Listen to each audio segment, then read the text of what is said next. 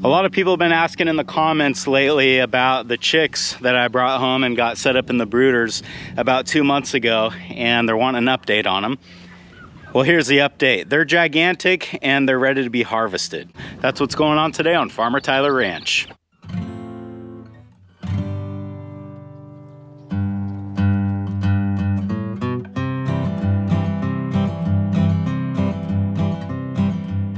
Out of the 52 that showed up in that shipment, I believe there are still 50 left. I lost one the day after they arrived, and then I lost one more a couple weeks ago. I dug all this stuff out of storage this morning, and you can see it's pretty nasty looking. I mean, I cleaned it when I put it away, but just sitting there, it gets dirty. Today, my goal is to go through and really scrub this stuff down, disinfect it, and then I'll put it inside the garage here overnight.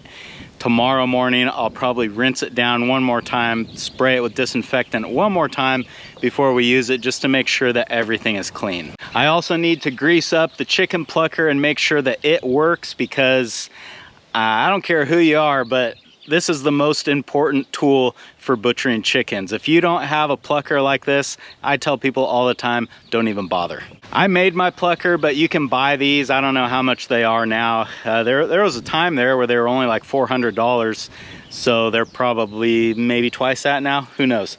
But with a little ingenuity and a little can-do attitude, you can put one together yourself.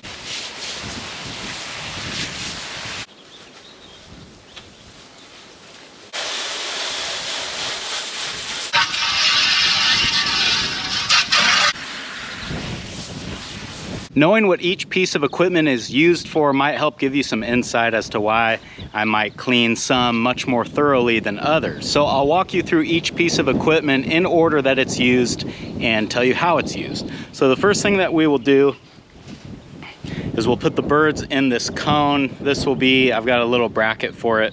We'll probably screw it into this tree or something. But the cone is upside down like this. You put the bird in the cone upside down, and that is where the bird is dispatched. There's not a huge need to get this super clean because the bird is going in there while it's still alive. So everything that's already on the bird is gonna be on the cone anyway. After that, the bird is gonna go into the scald pot. That's this stainless steel turkey fryer pot I've got here. This is not immaculate. I do bleach it when I get started, just for good measure, but really it's kind of the same principle as the cone. When the bird goes in the scald pot, he is no cleaner than he was when he went into the kill cone, so there's really no sense in getting this super clean. After the scald pot, the bird will go into the plucker. So I do clean these a little bit more because once all the feathers are off, we're left with obviously the skin of the bird, and that is a part that eventually will be eaten. So it's important that the plucker be clean. However, probably not as important as my work table here. This I probably spend the most time cleaning because the plucked bird will spend a lot of time on this table, on its back, on its front, on its side, as I'm finishing cleaning it out and getting it all ready to go into the next step, which is the ice bath. The ice bath is going to take place in these coolers here, which is why I spend a lot of time cleaning them as well and disinfecting. What I'll do is I'll put a bag of ice in each cooler with some water, and then once the birds are done being completely eviscerated, they will go in the ice bath to bring that core temperature down, because the next step after the ice bath is the freezer, and you don't want to put a bunch of hot birds into the freezer. Well, all my stuff's clean here and I think it's ready to put away. Like I said before, I'm going to clean it all again in the morning, but I kind of want to do like the heavy cleaning today when I'm not really pressed for time. Before I wrap up this little segment here though, I do want to plug in my plucker and make sure that it still works. And we need that guy. First step, which is very important because of the way that I built this, is I need to grease these bearings. These bearings are basically drenched during this entire process, so making sure they're full of grease is important.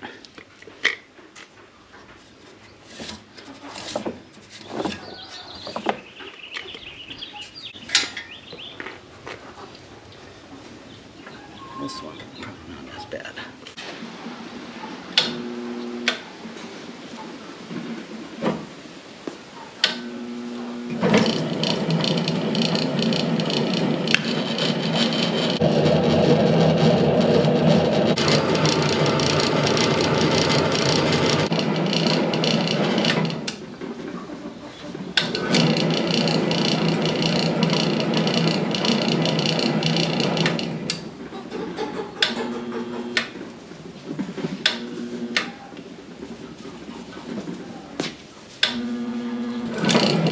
Well, it technically does work, but I see problems and I need to go get some tools. I think I can fix this.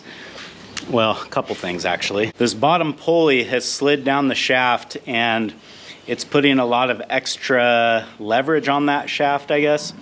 So we need to get the pulley back up where it needs to go. Not only is it, oh, later. Because not only is it tweaking that shaft, but it's also got the belt tracking really weird. So if I slide that pulley back up, that'll straighten everything back out. Boy, that thing was just barely hanging on.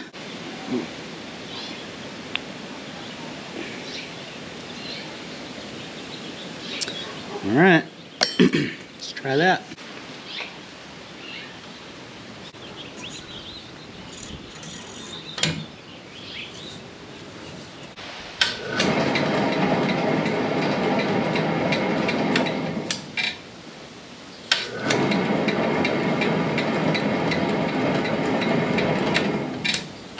After a little bit of tweaking, this chicken plucker is working just as good as it ever did, which isn't all that great. I really need a new motor for this. The motor that I've got on it is underpowered for it, really, and I probably just need to finally make that upgrade. I don't even remember what size this motor is. It's either 1/3 of a horse or 1/2 of a horse, and I would like to get maybe 3/4 or 1. Pretty much the biggest motor that I could still run off a 110 is what I want for this plucker, because when I'm putting smaller chickens in this thing, it's no problem. It can handle it fine, but the bigger ones, every once in a while, will bind it up. And if I want to eventually try to do a turkey in here, which I don't even know if that would fit, but I will try, we're definitely going to need some more power.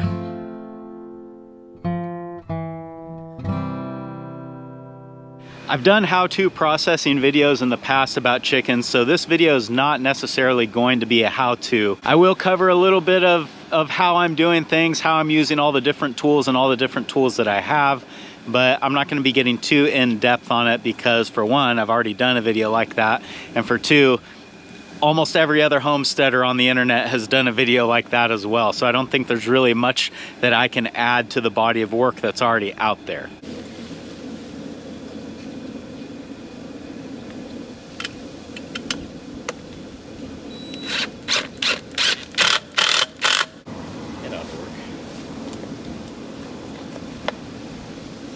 All right, I think I got everything set up here. I got my scald water heated up. It's a little too hot actually, which is fine because I still got some more things to do while it cools down.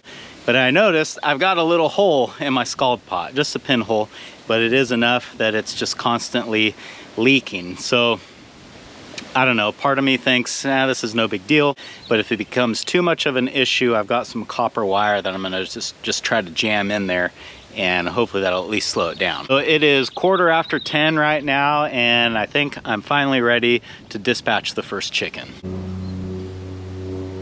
Looks like we're at 135. I'd really like it to be more like 140, so I'm gonna turn the burner back on.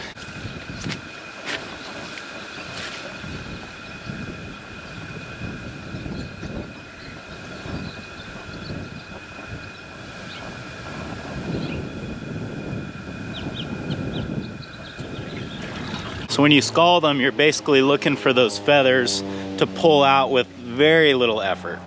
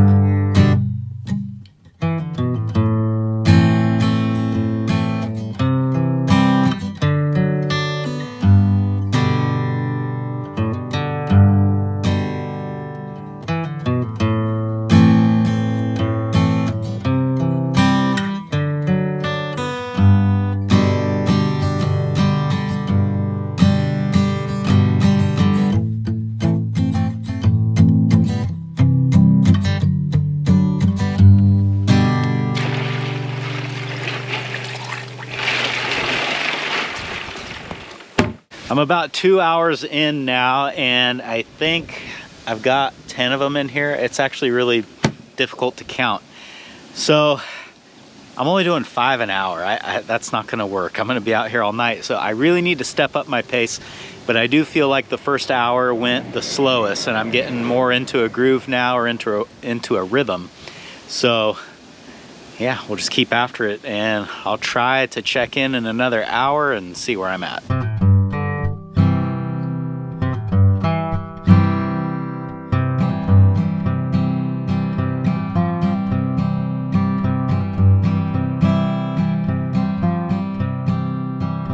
Well, I'm unofficially at or very near the halfway mark, and I don't even want to look at what time it is. It's gonna be later than I want. 2:20, so about 4 hours in, which means I should get done around 6 o'clock. Everything's going fairly smoothly, except I am worried about whether or not my plucker is gonna make it to the end. This motor is very underpowered, and the tub is honestly a little bit small, especially since these chickens are bigger than they probably should be. So it's a bit of a struggle getting them plucked, but I'm limping through. So yeah, we'll just keep chugging along. Guess I'm gonna go ahead and bag a few of these and put them in the freezer.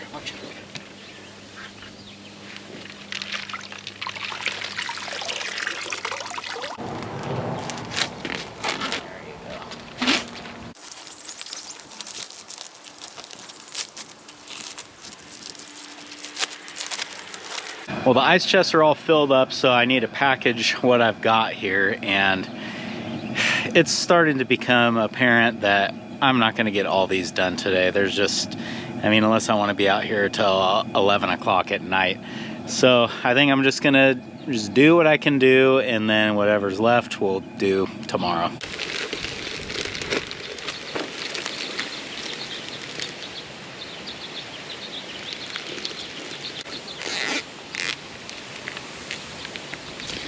These heat shrink bags that I'm using are a little bit different than the other ones that I've used.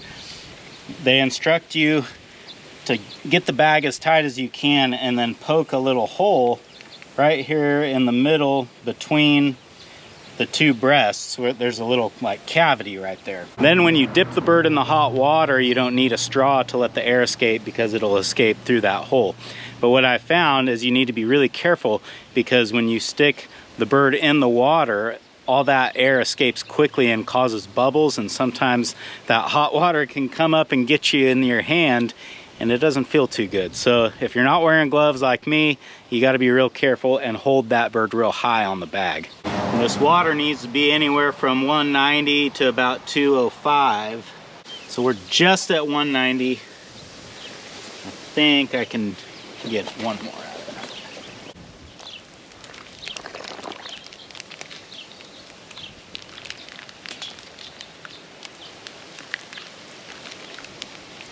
And I'll do it.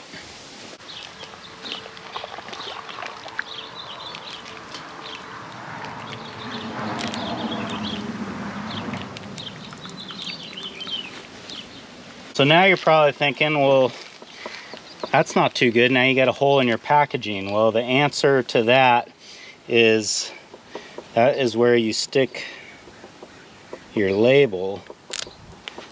They give you pretty decent sized labels that do adhere very well to this packaging, and I mean, it looks nice, it looks professional. I'll need to weigh these and date them and all that, but I think that'll work fine.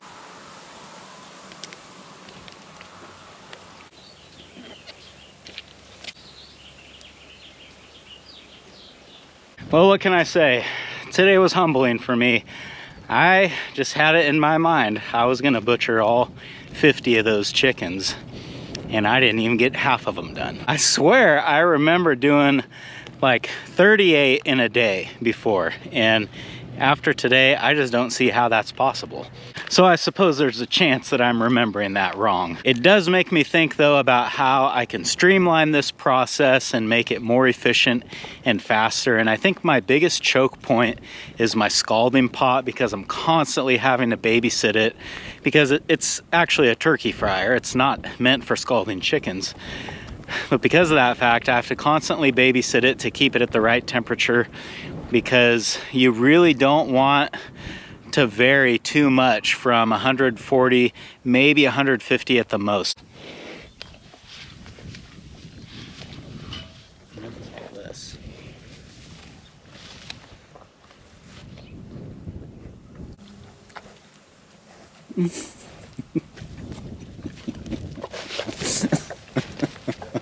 If I could think of a way to make a scalding pot that would just maintain that temperature, then I think that would be time well spent to do that. I've thought about maybe using like a water heater element with a thermostat on it and maybe trying to regulate temperature that way. I don't know if a water heater element is going to be precise enough. I don't know if it's going to keep that temperature right where I need it. Well, I didn't get as far as I planned on getting today, but I guess that's nothing new, and tomorrow's another day. Thanks for hanging out with me today, guys, and I hope I'll see you again on Farmer Tyler Ranch.